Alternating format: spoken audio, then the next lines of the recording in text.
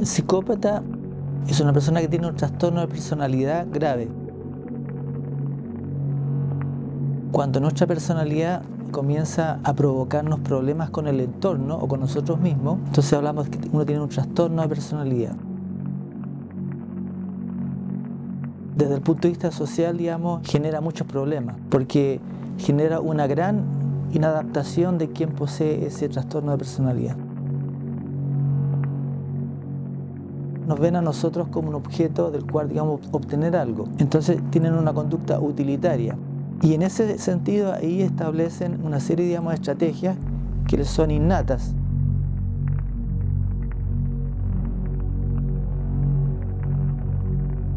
Son personas crueles, son personas tremendamente crueles, muy poco compasivas y que no incluyen en ellos ninguna característica que tenga que ver, digamos, en cierto modo, con la empatía al otro, digamos. Generalmente son personas que siempre dicen tener la razón, que todas las cosas que salen mal culpan a los demás, ¿okay? Que son personas muy persuasivas, son personas muy seductoras, son personas encantadoras, pero que a la hora, digamos, de la verdad son absolutamente egoístas. Lo podemos resumir que para un psicópata el otro, el semejante, no existe.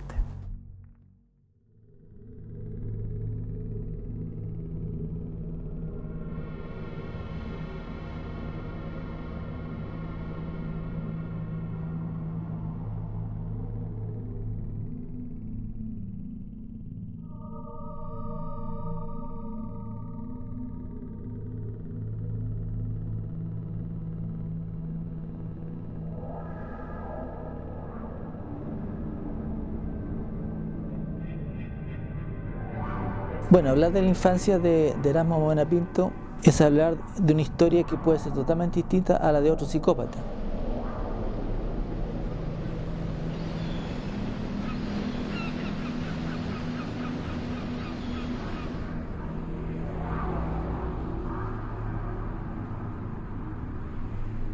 Tuvo una familia estructurada, su papá era contratista en el área forestal, vivían en Tomé. Por lo tanto, él venía de una familia chilena promedio de clase media. Es importante mirar en cualquier sujeto patológico o acusado o señalado como tener una patología, mirar la biografía. Si tú tienes una persona que efectivamente es un abusador sexual, indagando un poco, siempre existió un primo que lo incriminó, un tío que no lo quiso ver nunca más porque se dio cuenta de que aquí algo ocurría. Hay una biografía que lo delata y hay una biografía también de un comportamiento sexual anómalo en la adultez.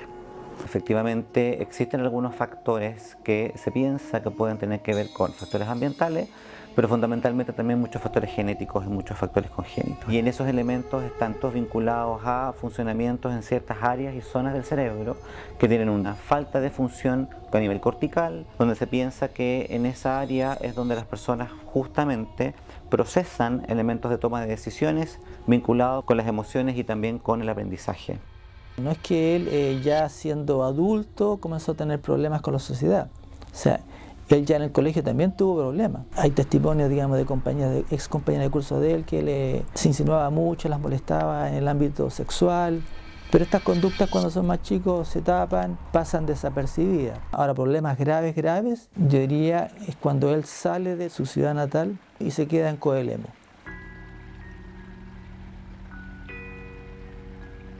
Hay algunos elementos que hay que tomarlos, digamos, ¿no es cierto?, con cierta distancia. Los psicópatas de niños tienen mucha cuestión con el fuego y les gusta quemar cosas.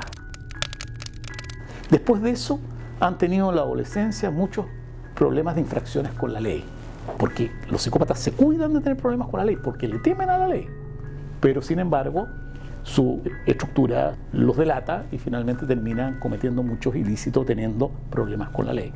Y ahí, digamos, él, bueno, un periodo que la pasa muy bien. Los testimonios, digamos, de personas que lo conocieron en esa época siempre hablaban muy bien de él, que él era muy carismático, que él era un líder ahí, digamos, entre la juventud de Coelemu. ¿Y cómo vive él ahí? De modo parasitario. Seduce a un peluquero y él se va a vivir con él y el peluquero lo mantiene, lo viste, lo alimenta, y ahí después él se dedica a pasarlo bien. Y hasta ahí podríamos decir, bueno, algunos ilícitos, diabluras cometió, pero esto, digamos, ya cambia de cariz cuando da muerte a su pareja.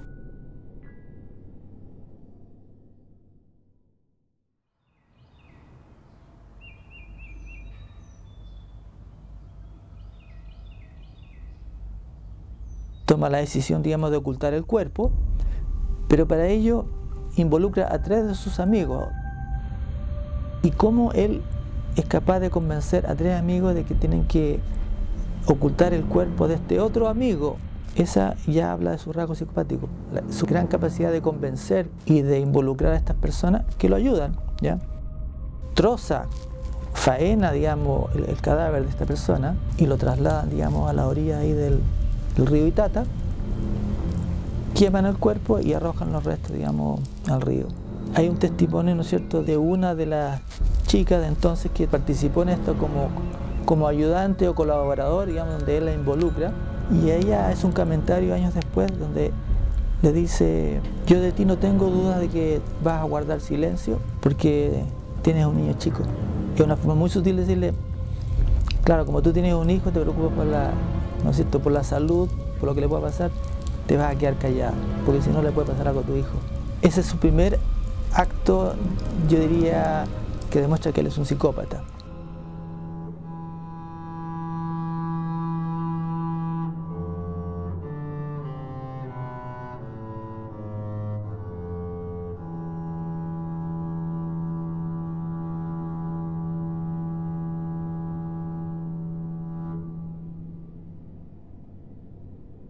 No necesariamente se piensa que todos van a incurrir efectivamente en algún tipo de conducta delictiva o descontrolada o impulsiva, y algunos de ellos, claro, desde el descontrol de impulsos, y a medida que más descontrol de impulsos tengan, van a tener mayores dificultades y van a tener mayores problemas con la ley y con la justicia. Pero en potencia, efectivamente, sí, algunos se demoran un poco más en poder o controlan un poco mejor sus conductas. Por tanto, puede haber un cierto nivel de población que no incurra en una conducta tan evidente, pero evidentemente son potenciales sujetos que puedan cometer alguna acción más violenta en el futuro. La psicopatía tiene la característica que en algún minuto, con el tiempo, si bien ellos siempre están incurriendo en buscar excitación y en buscar situaciones que los mantenga con un estado de excitación y exaltación elevado, eso puede ir aumentando con el tiempo y se puede desbordar al punto de llegar al homicidio, de llegar a la violación, que es justamente el caso de Erasmo. El asesinato pasó, digamos, entre ellos dos en el domicilio, por lo tanto tiene que haber sido un tema entre ellos dos, algún problema de relación, alguna discusión o a lo mejor celos. Coremos era una localidad pequeña, todos se conocían ahí, digamos, y que una persona desapareciera, se lo tragara a la tierra de un día para otro, fue un gran acontecimiento. Y ahí estaba él, digamos, en primer plano junto con los papás, digamos, haciendo todas las gestiones en la búsqueda de esta persona que había desaparecido. A mí no me queda claro cómo es que se abre la causa, ¿ya? Necesitan a declarar a todo el entorno, digamos, de la persona desaparecida. Con mayor razón a Erasmo Moena, porque él vivía con él. Pero él ahí curiosamente cuenta que él dio muerte, digamos, a este amigo suyo, entre comillas, ¿ya? Y que después, digamos, lo queman y lo arrojan al río Itata. Ahora, ¿por qué hizo esto? Yo creo que se dio un gustito. Como no está, digamos, el cuerpo, ¿no es cierto?, entonces no puede hablarse de un homicidio. El homicidio tiene que ser demostrado con la persona muerta. Entonces él se dio ese gusto, salió, digamos, libre de polvo y paja y se fue. Y Tomé se dedica a atacar mujeres, a robarles, y a una de ellas incluso hubo un intento de violación. Él fue detenido por esto. Tomé es chico, seguramente que lo identificaron, y a él lo condenaron a una buena cantidad de años. En esos años él desarrolló esta idea, digamos, el propósito de comenzar a violar mujeres.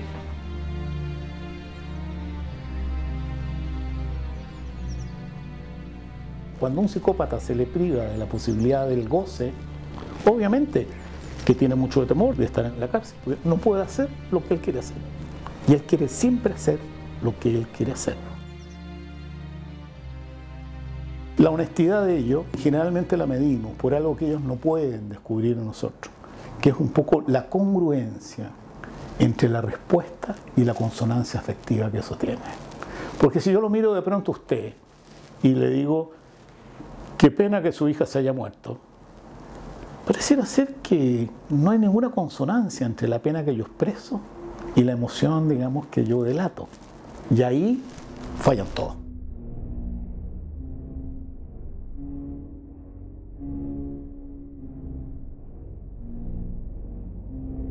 Es como que no comprendieran ese lenguaje, no comprenden el lenguaje emocional, no son sensibles al sufrimiento del otro, no logra hacerse una representación mental de lo mal que lo pudo haber pasado. Por lo tanto, ahí se origina la falta de empatía, dado que no logra generar contacto con el sufrimiento del otro.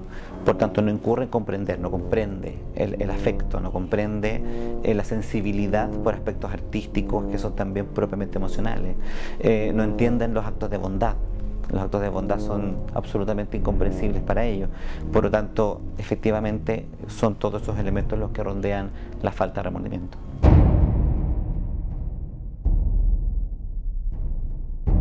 Y él recurre a su destreza, que es principalmente la seducción, el engaño. Por lo general van a planificar algo, sobre todo cuando se dan cuenta que empiezan a darse cuenta que tienen que cuidado porque van a cometer un delito y pueden, ¿no es cierto?, ser detenidos. Yo creo que él confiaba demasiado en sus capacidades de convencimiento, porque, por ejemplo, pensaba que esta mujer nunca lo iba a denunciar si él, digamos, la convencía. Con eso, digamos, iba a comprar su silencio. Ahí, digamos, él falló un poco en ese cálculo que él hizo. Yo creo que se le despertó a él una libido sexual. Hubo una mayor intensidad en su apetito sexual que él, por supuesto, lo iba a llevar a cabo de modo, ¿no es cierto?, psicopático. Y yo creo que él también experimentaba ese deseo sexual más intenso agrediendo a las personas. Cuando él ve que no le empiezan a funcionar, ¿no es cierto?, esto de manipular post-violación a sus víctimas, creo que ahí es donde él, ¿no es cierto?, se plantea que a lo mejor la víctima no puede quedar con vida.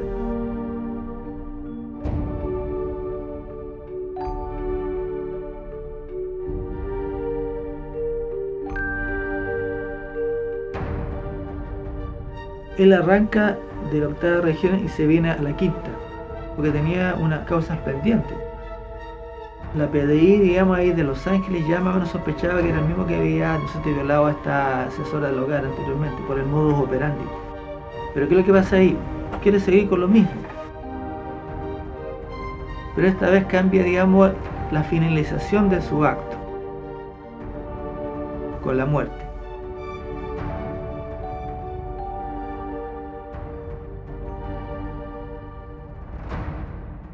Y le da muerte a esta primera muchacha y de repente recibe el llamado de otra persona que estaba también buscando trabajo, que picó el anzuelo, y entonces dice, me voy a repetir el plato. Y entonces él dice, qué fácil es esto, yo le doy muerte, la escondo, y eso a él también le debe haber provocado una especie de goce, de adrenalina, no pasó nada. Y lo que sentí fue muy intenso, me gustó mucho. Él ahí no considera que los familiares de esta chiquilla van a empezar a moverse cuando notaron su ausencia. Ahora, en ese momento, la PDI también ya estaba pensando en él, andaba, ¿no es cierto?, en calidad, digamos, de fugitivo. Entonces sospecharon que podía ser él.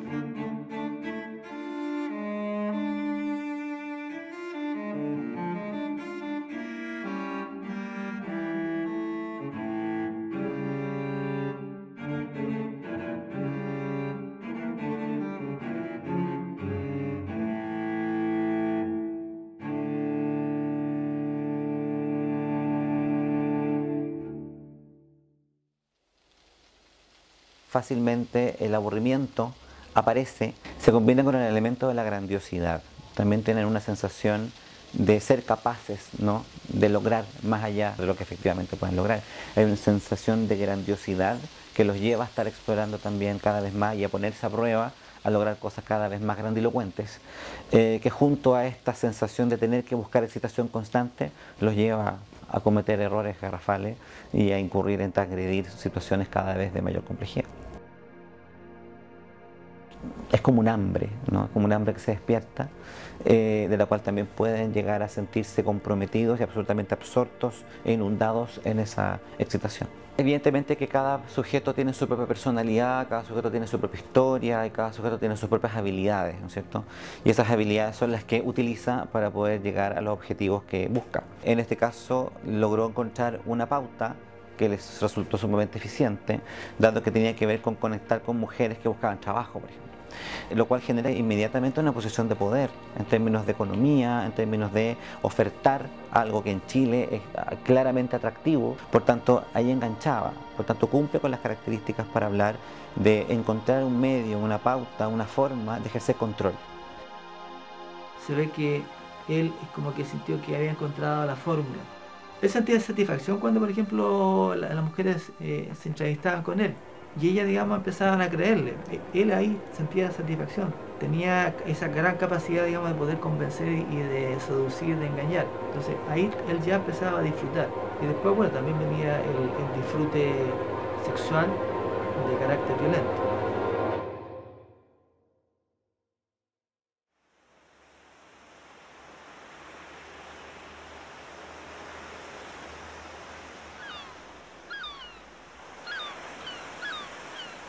Yo creo que ahí habría que entender muy bien, y probablemente no lo entendamos mucho, es cuáles son las características propias de esos últimos eventos. Yo creo que puede tener que ver también con la sensación de perder control. Muchas veces el homicidio no tiene necesariamente que ver con el placer de matar, sino que también de controlar la situación.